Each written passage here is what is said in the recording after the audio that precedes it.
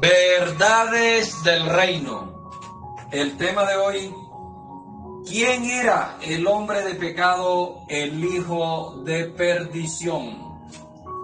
Segunda de Tesalonicenses 2:4 dice, o 2:3. Nadie os engañe en ninguna manera, porque no vendrá sin que antes venga la apostasía y se nos manifieste el hombre de perdición, el hombre de pecado, el hijo de perdición. Así que vamos a ver quién era este hijo de perdición, porque el sistema religioso hoy en día todavía lo está esperando. Y en la época del apóstol Pablo, el apóstol Pablo está diciendo que en sus días, en los días que él escribió esta carta, ya ese hombre de perdición estaba sentado en el templo de Dios, haciéndose pasar por Dios. Así que vamos a ir desglosando esta escritura, mis amados. Primero, tenemos que entender que el que nos trae a nosotros el misterio de que el templo de Dios en nuestro cuerpo es el apóstol Pablo. Ese es el que nos trae la revelación de este misterio. De los 7 misterios que se le revelaron a Pablo, este fue uno de los grandes misterios que se le reveló a Pablo. Que ya Dios no habita en templos hechos por manos de hombre, que Él ahora va a habitar en nuestro cuerpo, que nuestro cuerpo se constituye templo de Dios. Entonces vamos a ver por allá, en 1 Corintios 6:19, donde el apóstol Pablo ya está hablando de un templo que no era el de Jerusalén, ese que donde ellos iban a adorar. 6:19.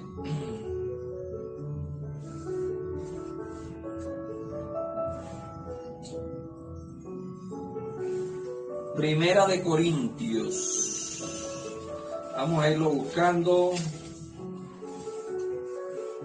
Dice, desde el 18. Huid de la fornicación. Cualquier otro pecado que el hombre cometa está fuera de su cuerpo, mas el que fornica contra su propio cuerpo peca. ¿O ignoráis que vuestro cuerpo es templo del Espíritu Santo, el cual está en vosotros, el cual tenéis de Dios? 1 Corintios 3:16. Mire lo que nos dice Pablo también aquí. 1 Corintios 3:16. ¿No sabéis que sois templos de Dios y que el Espíritu de Dios mora en vosotros? Entonces en una está diciendo que somos templo del Espíritu Santo y en otra dice que somos templo de Dios. Para nosotros los que entendemos la unicidad sabemos que esto no es dualismo. Pablo está hablando de lo mismo. Decir que usted es templo del Espíritu Santo es lo mismo que decir que usted es templo de Dios. Entonces el apóstol Pablo es el que nos viene descubriendo este misterio, de que ya ese templo de 4 paredes que estaba en Jerusalén, ya ahí no estaba la gloria de Dios.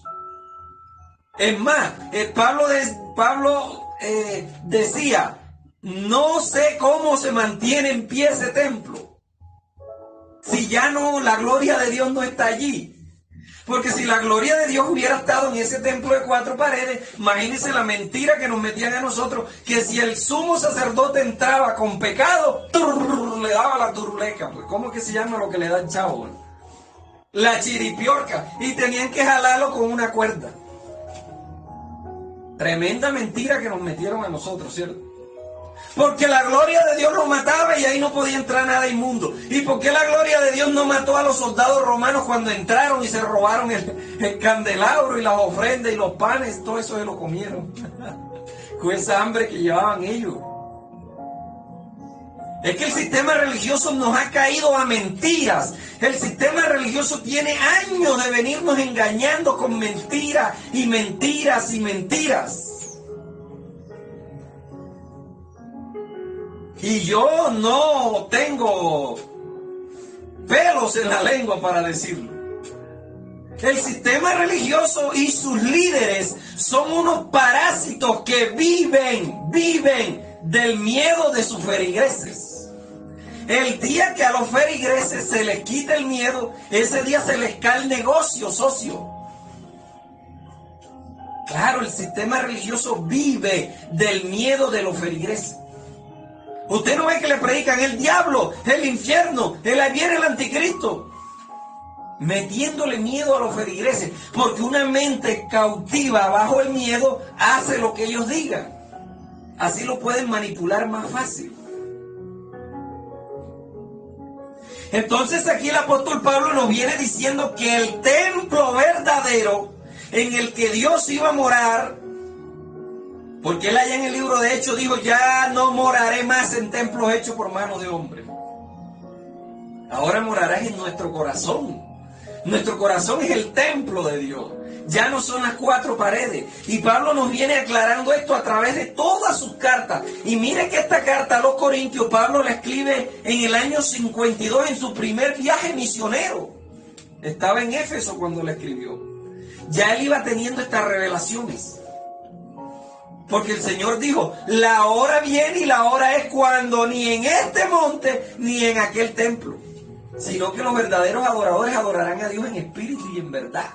Y el apóstol Pablo dice en Filipenses que nosotros somos los de la circuncisión, los que le servimos a Dios en espíritu. Es que a Dios se le sirve en espíritu, amado.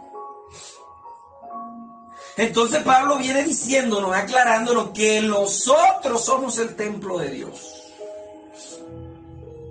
1 Corintios 6, 19 y 2 Corintios 6, 16. 2 Corintios 6, 16.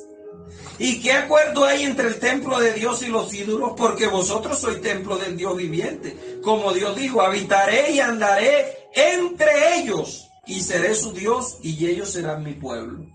Ahí está, pues. Entonces Pablo, que es el que viene hablándonos, que el templo de Dios es nuestro cuerpo, nuestro corazón, nuestra mente. Es el mismo que dice en Tesalonicenses que el hijo de perdición se iba a sentar o se sentaba en esos días, porque la expresión allí, el sistema religioso la ha cambiado. Allí no dice se sentará en el templo de Dios. Pregúntele a un pentecostal, pregúntele a cualquiera que esté en el sistema religioso para que usted vea. Que le lea ese versículo. Para que vea que no se lo va a leer tácitamente como dice la letra. La letra dice, se sienta, presente perfecto. Se sienta en el templo de Dios. En la época de Pablo ya estaba sentado en el templo de Dios. No en las cuatro paredes. En los corazones, en las mentes de la persona. Allí era donde estaba sentado este hijo de perdición. Vamos a ir avanzando. Estamos apenas viendo, aclarando que nosotros, nuestro cuerpo es el templo de Dios. Efesios 2:20.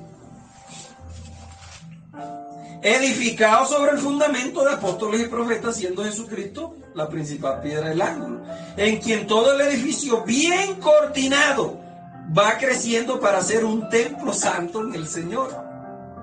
Nos tenemos que edificar en esa didache, en esa doctrina de los apóstoles. Y nos vamos edificando y vamos creciendo para llegar a ser un ¿qué? Un templo de Dios. Está claro entonces que el templo de Dios no es un templo de cuatro paredes. Y cada vez que Pablo se refirió al templo de Dios, se estaba refiriendo a nuestro cuerpo, a nuestra mente, a nuestro corazón.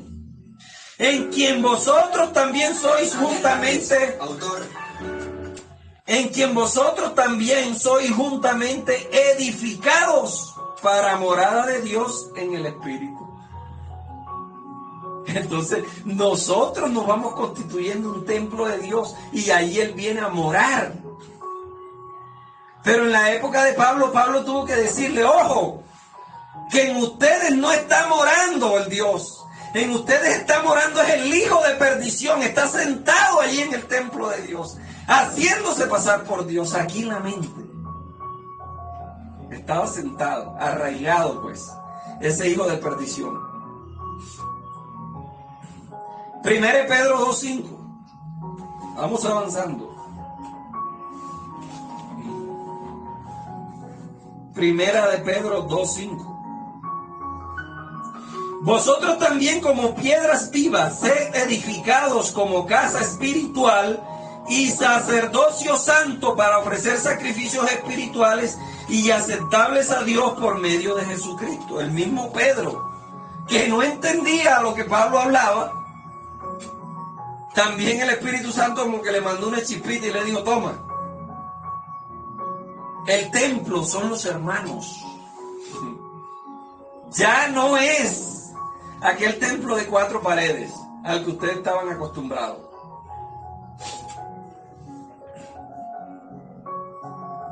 Entonces llegamos a segunda de Tesalonicenses, que es el pasaje en cuestión, ¿cierto? Dice, pero con respecto a la venida de nuestro Señor Jesucristo,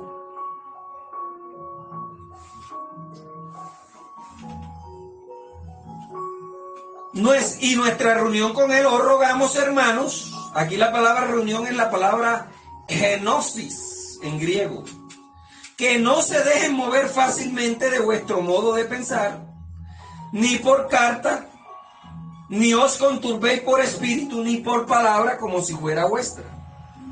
Entonces cuando Pablo aquí habla en el 4, en el 3 que dice, el hombre de pecado, el hijo de perdición, el cual se opone y se levanta contra todo lo que se llama Dios y es objeto de culto, tanto que se sienta, en esa época ya estaba sentado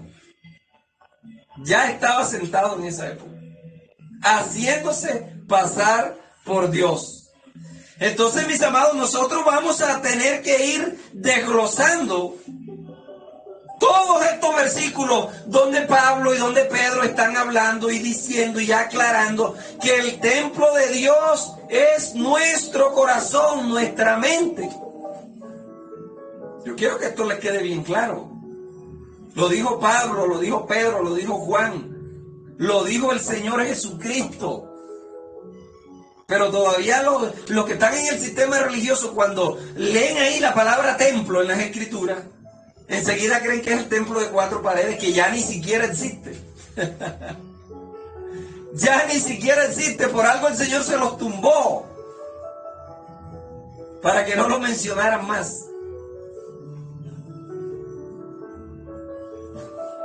Vamos a leer otras escrituras aquí donde Juan está refiriéndose también a otra clase de templo. Porque si ustedes escuchan la enseñanza que yo di sobre el Apocalipsis, Apocalipsis 1, Apocalipsis 2 y Apocalipsis 3, que están en nuestro canal de YouTube, usted va a encontrar este tema más ampliado. Apocalipsis 11:19. Y el templo de Dios fue abierto en el cielo, y el arca de su pacto se veía en él, en el templo, y hubo relámpagos, voces y truenos, y un terremoto y grande granizo. Aquí está hablando el apóstol Juan de otro templo. Esto yo lo dejé bien claro en la enseñanza de Apocalipsis. Se habla en el Apocalipsis de un templo en el cielo, que es un templo espiritual, y se habla del templo terrenal, que estaba ya en Jerusalén en pie todavía. Se habla de 2 ciudades, la ciudad celestial y la ciudad terrenal. Ahí lo pueden encontrar más ampliado en la enseñanza que tenemos allí en el canal de YouTube de Apocalipsis 1, 2 y 3, Apocalipsis 3:12, mire lo que dice. Al que venciere yo le haré columna en el templo de mi Dios y nunca más saldrá de él. No es allá en el templo de Jerusalén, usted para hoy como una columna. Está hablando aquí en sentido espiritual, mis amados.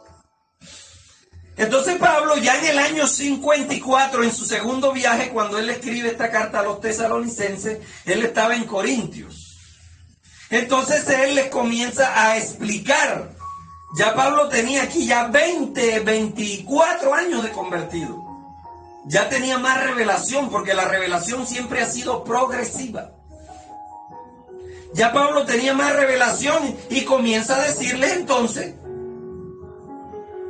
a los tesalonicenses Como en la primera carta, Pablo les estaba hablando de qué? En la primera carta de los Tesalonicenses.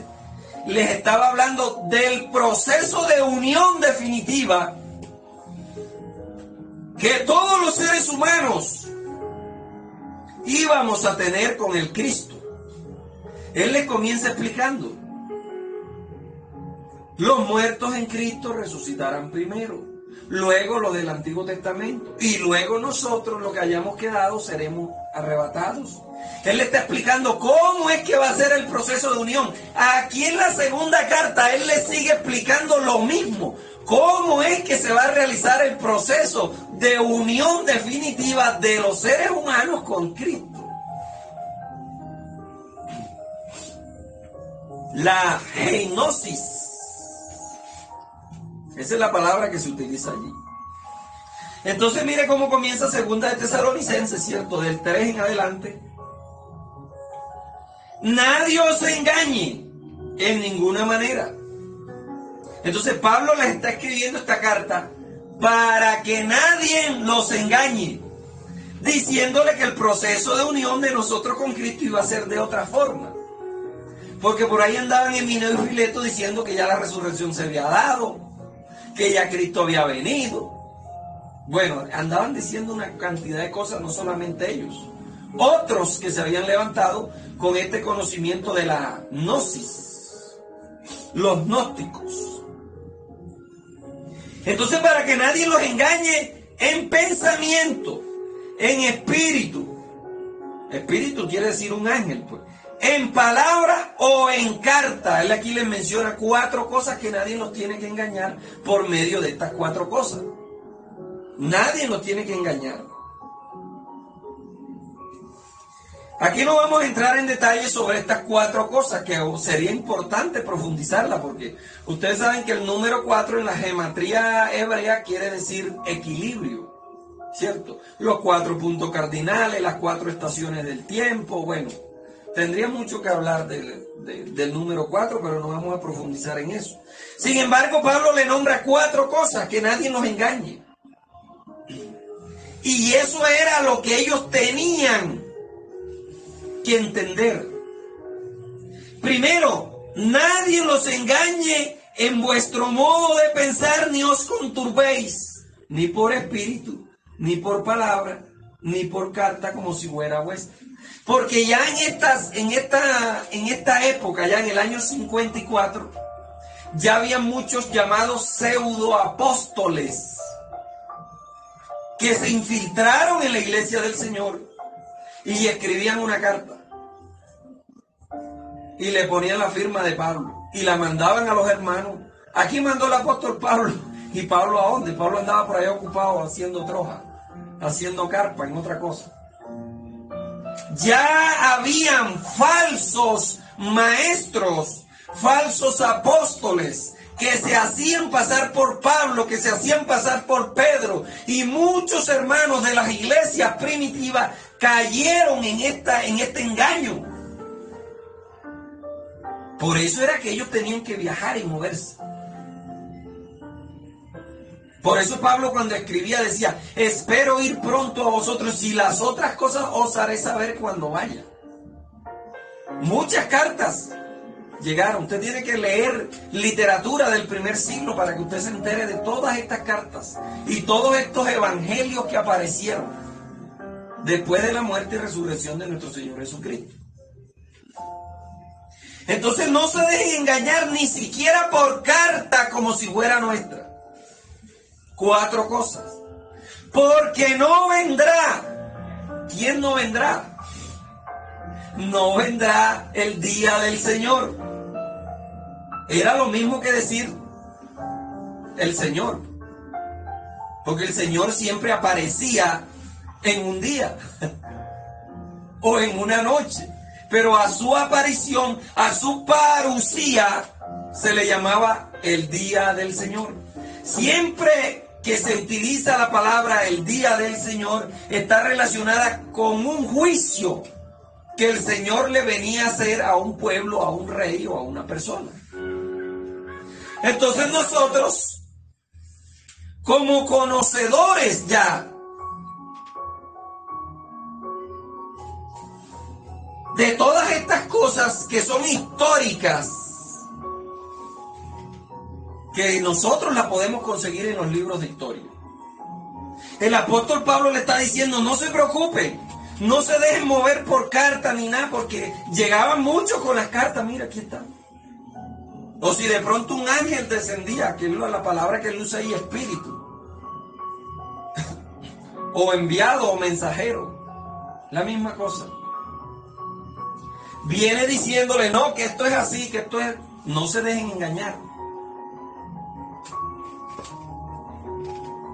¿Por qué no nos vamos a dejar engañar, Pablo? Porque Él no vendrá sin que antes se manifieste la apostasía.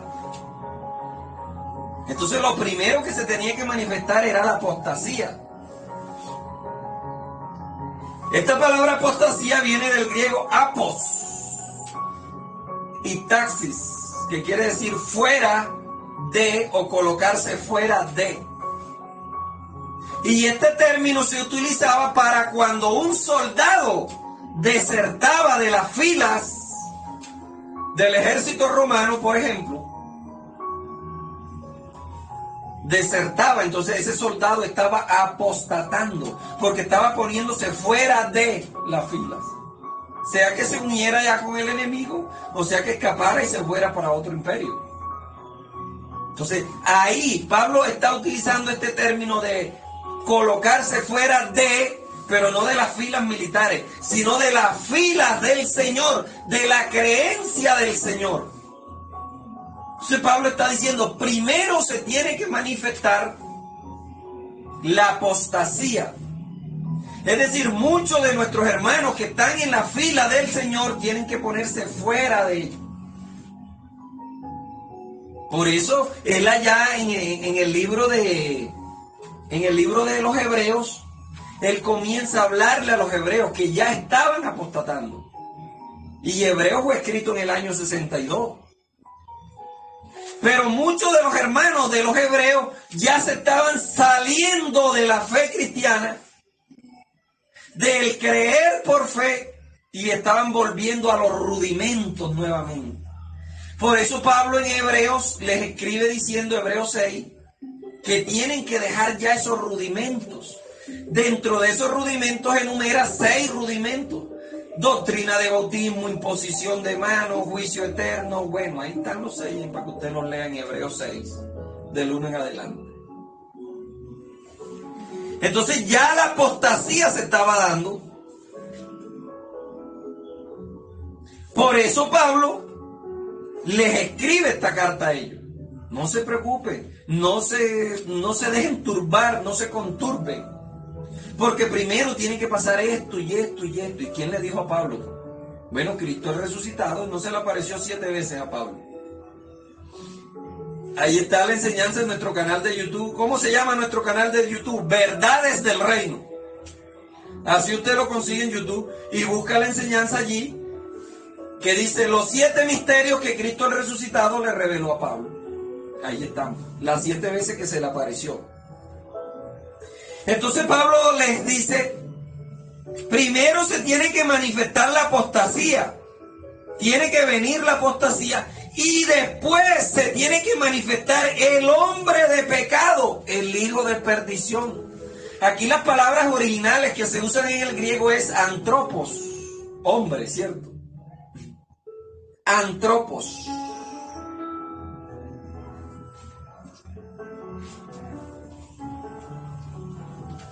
Hombre de pecado.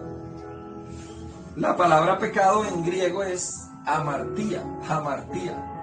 Antropos amartía. Ese antropos amartía se tenía que manifestar. ¿Y qué se quiere decir la palabra manifestar? Darse a conocer. Estaba ya sentado en el templo de Dios.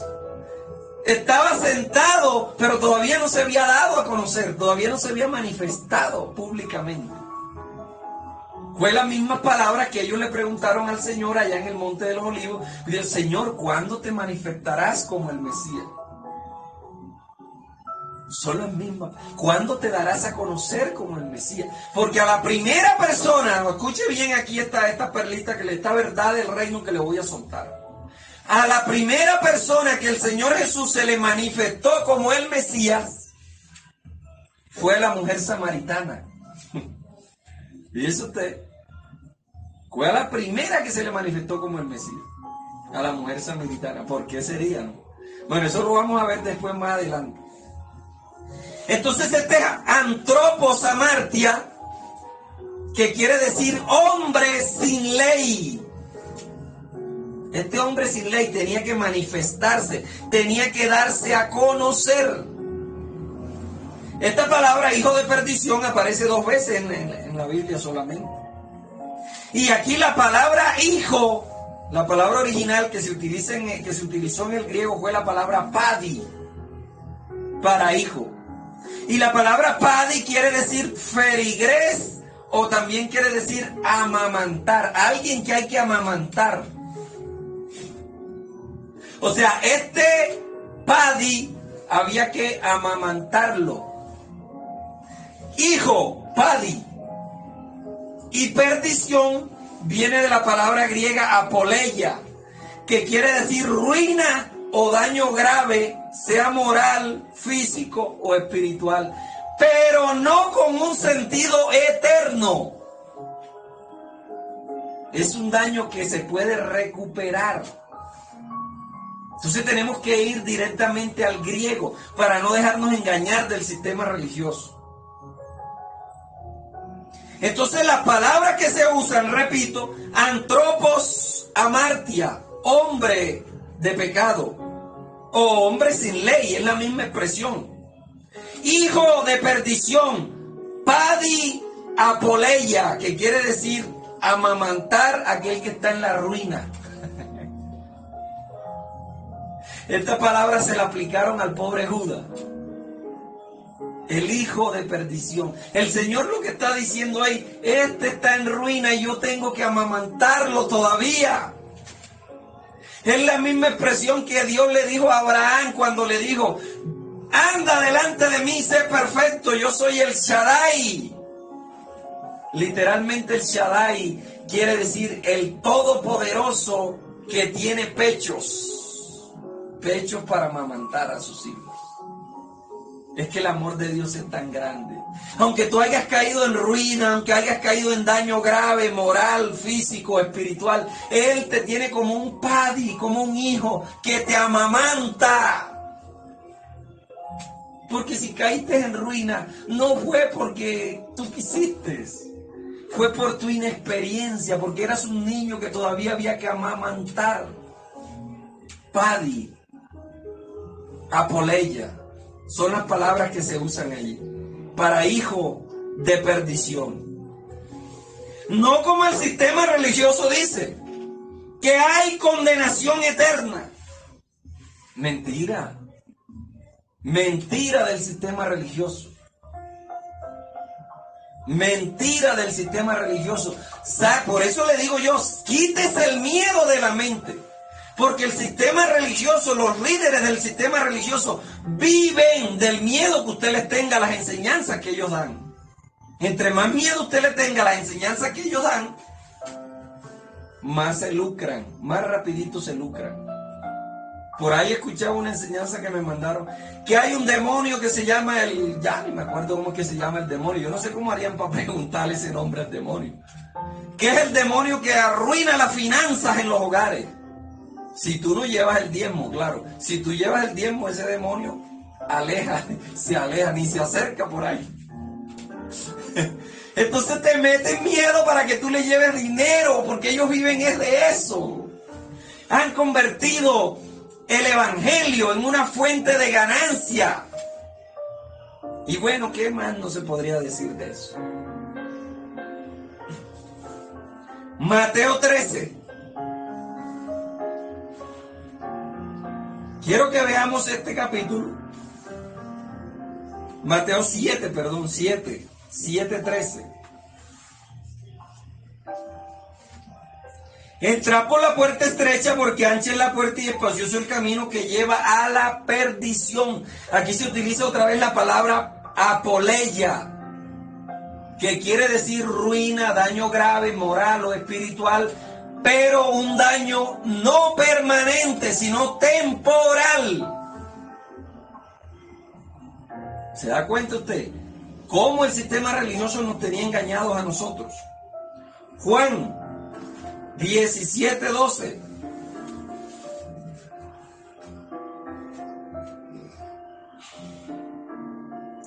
Cuando estaba con ellos en el mundo, yo los guardaba en tu nombre. A los que me diste, yo los guardé y ninguno de ellos se perdió, sino solamente el hijo de perdición, el antropos. Ahí está, pues. El hijo. Perdón, antropos no, antropos es hombre. Padi apoleya, hijo de perdición. Filipenses 1:28.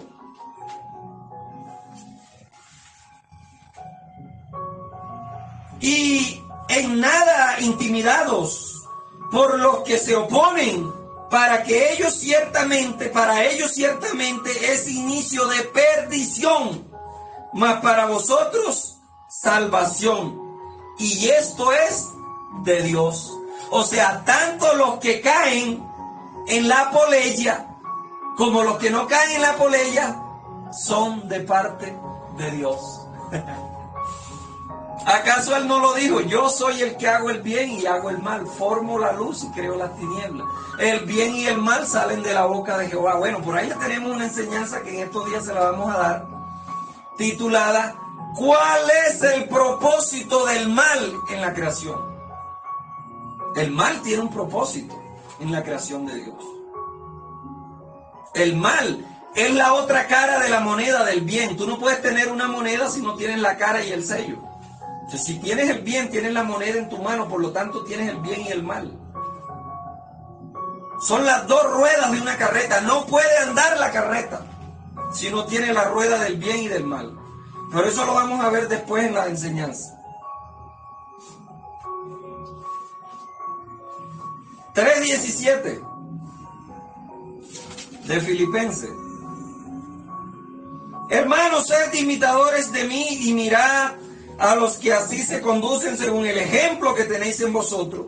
Porque por ahí andan muchos, de los cuales os dije muchas veces y ahora os digo llorando, que son enemigos de la cruz de Cristo, el fin de los cuales es perdición, cuyo Dios es el vientre. Oiga, los que han agarrado el evangelio por negocio, y cuya gloria es su vergüenza, que solo piensan en lo terrenal, así como está el sistema religioso hoy en día, pensando en lo terrenal, que el Mesías va a venir y se va a sentar literalmente en una silla en Jerusalén y va a gobernar el mundo desde allí de Jerusalén. Solo piensan en lo terrenal. Por favor, por favor. Mas nuestra ciudadanía está en los cielos, de donde también esperamos al Salvador Jesucristo en su parusía, o en su venida, o en su presencia, como usted lo quiera hacer, el cual transformará la humillación de nuestra para que sea semejante al cuerpo de la gloria suya, por el poder del cual también puede sujetar a sí mismo todas las cosas. Entonces aquí el apóstol Pablo está diciendo que el fin de ellos va a ser ¿qué? La apoleya, la ruina temporal,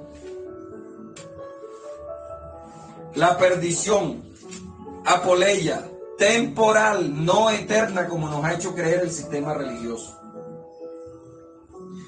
Según de Tesalonicenses, volvemos, 1:9.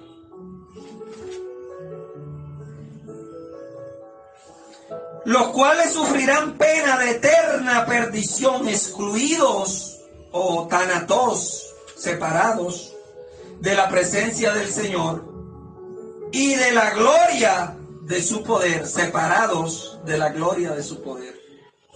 Penas de eterna perdición. Vio que si hay eterna perdición. Vamos a ver qué fue la palabra que se utilizó aquí, pues, para eterna perdición.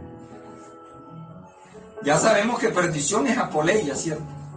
Pero aquí, en la palabra eterna, se utiliza la palabra aionios. Aionios se utiliza la palabra allí. Y la palabra aionios no es como la palabra habiternus. La palabra habiternus sí quiere decir eternamente, como las 9 cosas eternas que nombra la palabra. A esas 9 cosas eternas que nombra la palabra se le aplica la palabra habiternus. Pero aquí a esta eterna perdición no se le aplica la palabra habiternus, sino la palabra aionios. Que ya yo expliqué esto en el milenio. Que milenio no son 1000 años, sino que viene de la palabra aion. Bueno, una palabra semejante a esta. Aionius. ¿Se da cuenta, mis amados? Cómo el sistema religioso nos ha engañado diciendo que hay una perdición eterna. Entonces esa perdición eterna es un Dios. No puede haber perdición eterna. Aquí la palabra perdición ya la vimos, que es apoleia y significa ruina, daño grave, moral, físico o espiritual, pero siempre temporal.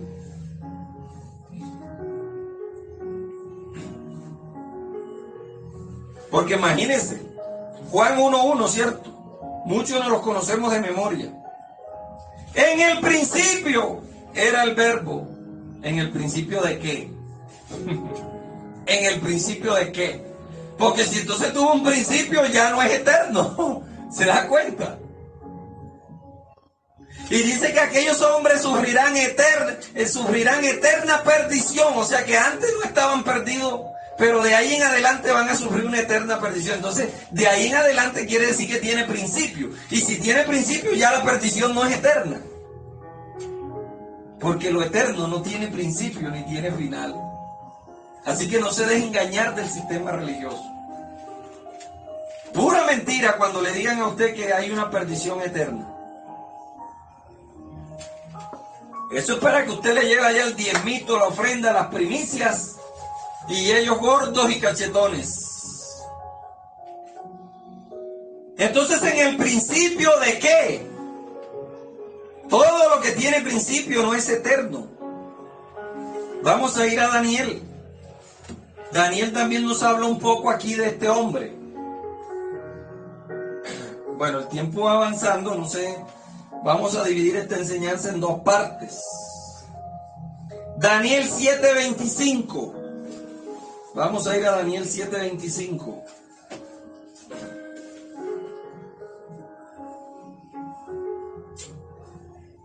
Dice: y al hablará palabras contra el Altísimo, y a los santos del Altísimo quebrantará, y pensará en cambiar los tiempos y la ley, y serán entregados en sus manos hasta tiempos y medio tiempo. Ya ustedes saben que eso es la gran tribulación.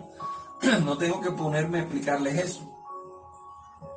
Pero aquí dice, donde quiero entrar es, que pensará en cambiar los tiempos y la ley. Bueno, y no lo leímos allá en Tesalonicense. Antropos amartia, hombre sin ley. No había ley para el Imperio Romano, no había ley para Nerón y sus enseñanzas. Antropos amartia, hombre sin ley. Ya Daniel lo había profetizado, que cambiaría las leyes.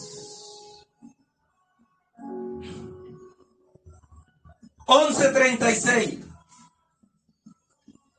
El rey o el príncipe o el emperador hará su voluntad y se ensoberbecerá y se engrandecerá sobre todo Dios, y contra el Dios de los dioses hablará blasfemias o maravillas, dicen otras versiones, y prosperará hasta que sea consumada la ira, porque lo que está determinado se cumplirá.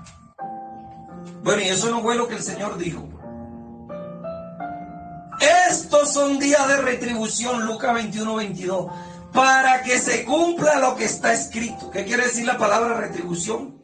Lo mismo que está diciendo Daniel aquí, lo que está determinado. Es decir, el Señor dijo, estos son días en que se va a cumplir todo lo que está determinado.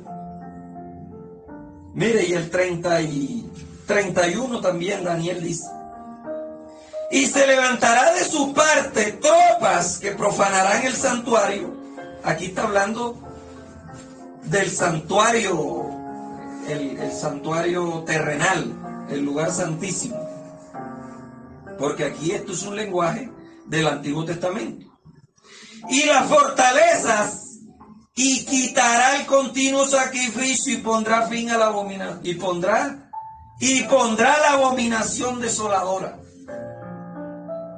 No fue Roma cuando entró, porque le puso fin al sacrificio. Que ya los judíos no volvieron a sacrificar más. Puso fin al sacrificio diario, continuo. Vamos avanzando. El 32. Con lisonjas seducirá a los violadores del pacto, mas el pueblo que conoce a su Dios se esforzará y actuará. Aquí, ¿cómo así que con lisonjas? Bueno, fácil. Las lisonjas es lo que nosotros conocemos como prebendas políticas, ¿cierto? O sobornos. Roma sobornó a muchos de los sacerdotes que estaban dentro del templo de Jerusalén. Con lisonjas seducirá a los violadores del pacto. ¿Y quiénes eran los que habían violado el pacto? Mi pueblo Israel violó mi pacto, no atiende a mis leyes. Entonces Roma, en cabeza del emperador Nerón, empezó a darle lisonja, a darle prebenda, a darle plata, a comprar conciencias. ¿A quiénes? A los violadores del pacto. ¿Con quiénes era que Dios había hecho un pacto? No era con el pueblo de Israel, con los sacerdotes.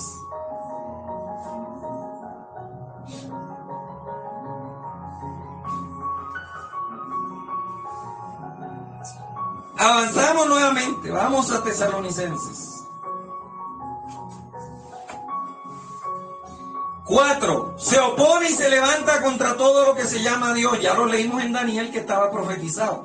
O es objeto de culto, tanto que se sienta.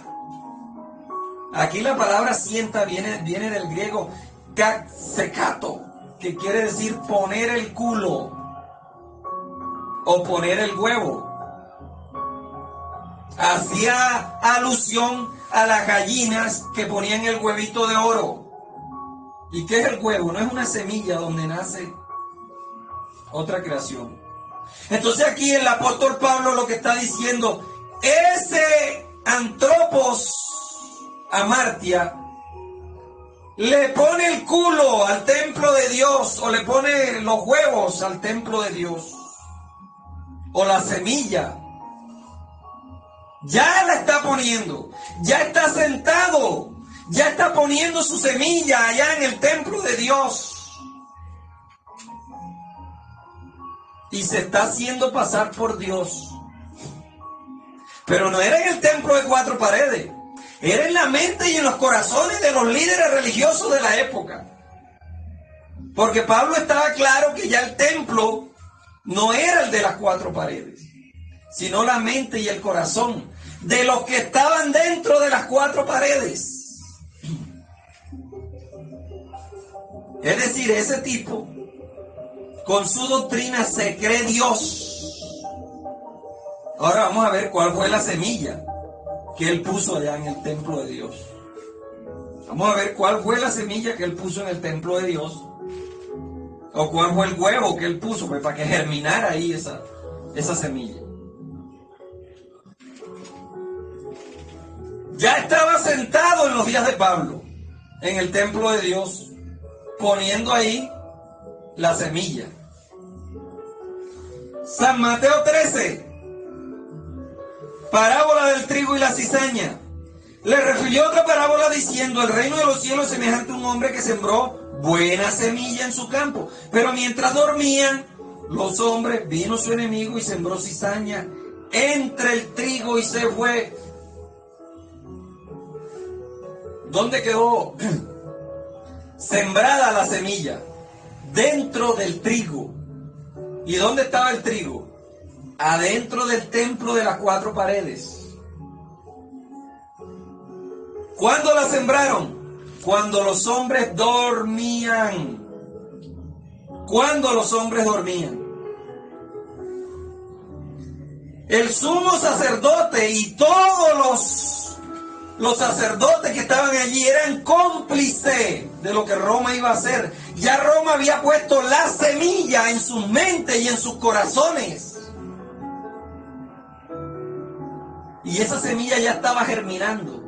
Y el Señor se los había profetizado aquí en la parábola del trigo y la cizaña. Porque a veces creemos que aquí está el trigo y al ladito del trigo sembró la cizaña. No, la cizaña fue sembrada dentro del trigo. El pueblo de Dios era el trigo y el enemigo sembró la cizaña dentro del pueblo de Dios, en el propio templo, en las 4 paredes.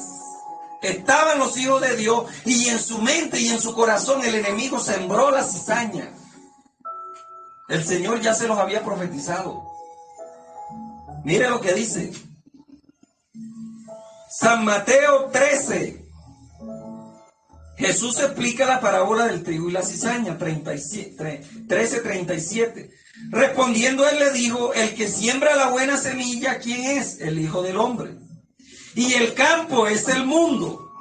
Y la buena semilla, ¿quiénes son? Los hijos del reino. Y la cizaña, ¿quiénes son? Los hijos del malo. Está claro. Más claro no canta un gallo, hombre, por favor. ¿Por qué no lo entienden? Líderes del sistema religioso. No lo entienden y no se atreven a tener un debate en público conmigo por estos canales. Los he retado una y otra vez. Y no se atreven a tener un debate conmigo en público porque saben que van a salir avergonzados.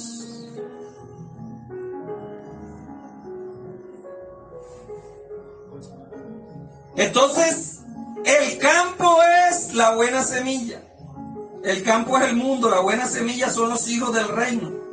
Y dentro de esos hijos del reino, el enemigo, dentro de ellos, en su mente, en su corazón, sembró la cizaña. El sumo sacerdote, Anás, Caifás, todos los que estaban en complicidad con Roma, se convirtieron en cizaña, pues.